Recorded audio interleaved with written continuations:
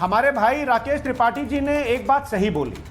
उन्होंने बोला कि ये मसला जो है वो आई लव मोहम्मद का है ही नहीं, और मैं भी ये मानता हूं कि ये मसला आई लव मोहम्मद का नहीं है। ये मसला सिर्फ लव का है, जिससे भारतीय जनता पार्टी को जबरदस्त हेट है। क्योंकि भारतीय जनता पार्टी के लोग, सुचारिता जी, ना तो इस देश के संविधान से लव कर पाए, ना तो इस देश के झंडे से लव कर पाए, ना ही तो इस देश के लोगों से लव कर पाए। और लव करने वालों के पीछे ये लोग 14 फरवरी को क्या करते हैं, किस तरह से उनके पीछे पड़ जाते हैं, उनको हैरेस करते हैं, ये दुनिया ने देखा। अब मैं आपको 2 तस्वीरें दिखाऊंगा। पहली, जो भारतीय जनता पार्टी हेट फैलाती है, ये इनके बड़े नेता हैं विनय कटियार जी, उनका एक स्टेटमेंट आया है। और वो बोलते हैं कि there is no meaning of Dhanipur in Ayodhya, Muslims in this district should leave and go across the Sarayu river to other districts. यानी कि अगर इसका, मैं मानता हूं कि मेरी अंग्रेजी थोड़ी ठीक ठाक है, तो इसका अगर ट्रांसलेशन करिएगा तो उनके हिसाब से अयोध्या में मुसलमानों को रहने का कोई अधिकार नहीं है।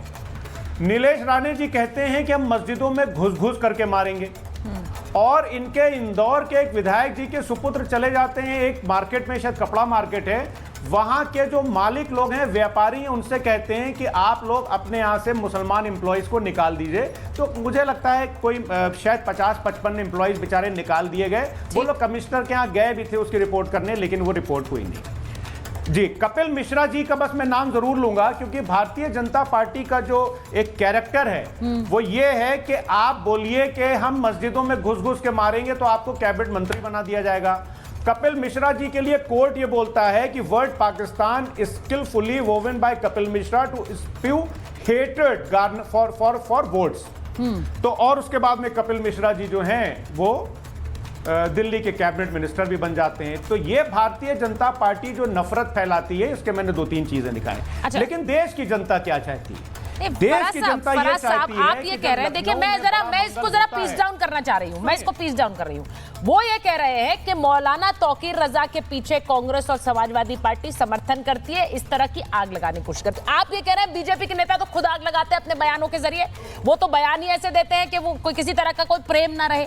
मैं एक आम आदमी की तरह अगर इसे समझूं तो वो क्या संदेश लेकर जा रहा है? मैं स्टूडियो में जरा एक बार बताना चाहती हूँ, आचार्य राज मिश्रा भी आ गए हैं, मैं उसी पे आ रहा, नाजिम साहब है, मैं एक बार पूछना चाह रही हूँ, ये जो पोस्टर ले लेकर लोग आगे निकल रहे हैं और घरों से निकल रहे हैं, अपने घरों के बाहर लगा रहे हैं, मुझे ये कहने में कोई गुरेज नहीं है, और मुझे लगता है सबको कहना चाहिए कि भाई अगर कोई एक प्रेम भरा अगर कोई पोस्टर है, कोई अपने भगवान को याद कर रहा है, कोई कह रहा है आई लव महाकाल, कोई कह रहा है आई लव मोहम्मद, उसमें कोई दिक्कत नहीं है। लेकिन ये शक्ति प्रदर्शन और ये हिंसा कहां से आ गई है भाई? सुचारिता जी, एक बात ध्यान रखिएगा, आई लव महादेव करके कोई पत्थर लेकर के आपको हाथ में नहीं दिखा हो। कोई दिखा है जिसने पत्थर ले रखा हो हाथ में, जो पुलिस पर पत्थर फेंक रहा हो, जो पुलिस को खींच करके मार रहा हो, ये आपने नहीं देखा होगा।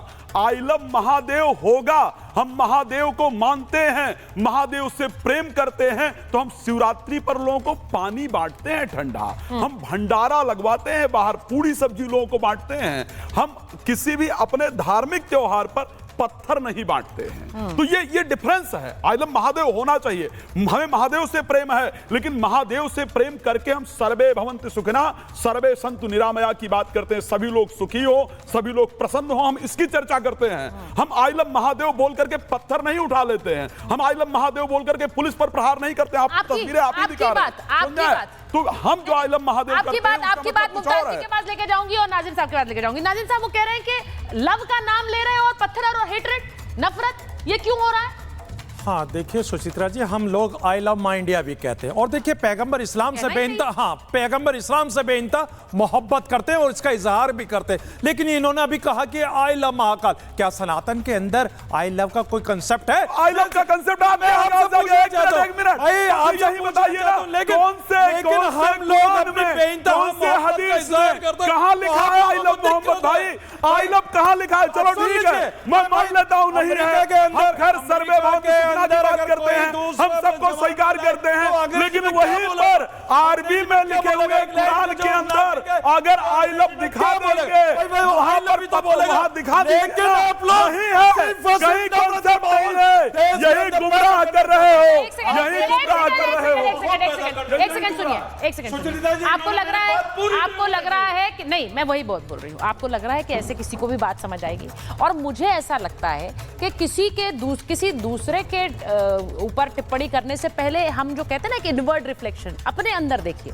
मैं यही बात पूछ रही हूँ कि जो भी अपने भगवान का नाम लेकर निकलेगा वो हिंसा पर नहीं उतारू होगा, और इसीलिए, और मुझे लगता है ये सब लोग सोचते हैं, चाहे वो आई लव मोहम्मद लें और आई लव महादेव लें, तो इसीलिए मुझे मैं ये कहना चाह रही हूँ कि हम बहुत बहुत सावधानी से और बड़े ये सोचकर अपनी बात रखें कि हमें आने वाले समय में, भविष्य में क्या चाहिए, हमें सड़कों पर हिंसा चाहिए या हमें प्रेम और सौहार्द चाहिए। इसीलिए मैं कह रहा था, सुन लीजिए, एक मिनट, बार अगर आप मेरी बात कंप्लीट कर लें, वो कंप्लीट, आचार्य जी वो कंप्लीट। देखिए, मैं कहता हूं हम अपने पैगंबर इस्लाम से बेइंतहा मोहब्बत करते हैं, और देखिए सबको अपने आराध्य को सबको बेइंतहा मोहब्बत करने का अधिकार है। लेकिन ये क्या कहना कि हाँ पत्थरबाजी, भाई देखिए, अगर देश के अंदर, सुन लीजिए, अगर देश के अंदर अगर ये कहा जाए कि भाई जो ये नारा लगाया हुआ जाता है, सुन लीजिए, नहीं, जो इंपॉर्टेंट बात है मैं उसको कहना चाहता हूँ भाई, उस नारे के लेकर पुलिस वालों को मारा जाएगा और ये प्रेम होता है, जो देश के अंदर पुलिस को पत्थर मारोगे प्रेम होता है, जांच का विषय करके दंगा करोगे प्रेम होता है,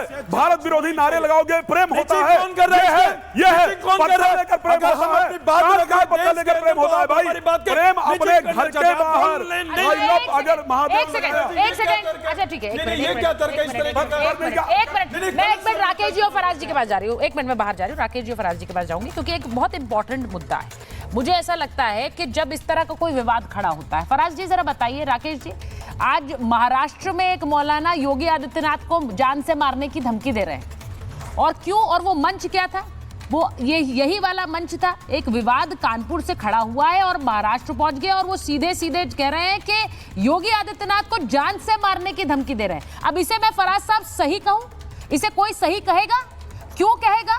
मंच लव का है, मंच प्रेम का है, लेकिन धमकी जान से मारने की है। सुचारिता जी, नहीं, आप बिल्कुल सही बोल रही हैं। देखिए, जो वो मौलाना बोल रहे हैं माननीय मुख्यमंत्री जी के लिए, वो बहुत गलत है, उसकी हम बहुत निंदा करते हैं। चाहे वो मौलाना हो या नीलेश राणे ये कहें कि हम मस्जिद में मुसलमानों को घुस के मारेंगे, दोनों बयान ठीक नहीं है। लेकिन आप देखिए कि एक कैबिनेट मिनिस्टर जब ऐसे बयान देता है तो जनता में क्या मैसेज जाता है। दूसरी बात, एक जरूरी बात है, यहां पर एक शायद स्वामी जी हैं, उन्होंने कुछ भंडारे का जिक्र किया, मैं उसी पे आ रहा था।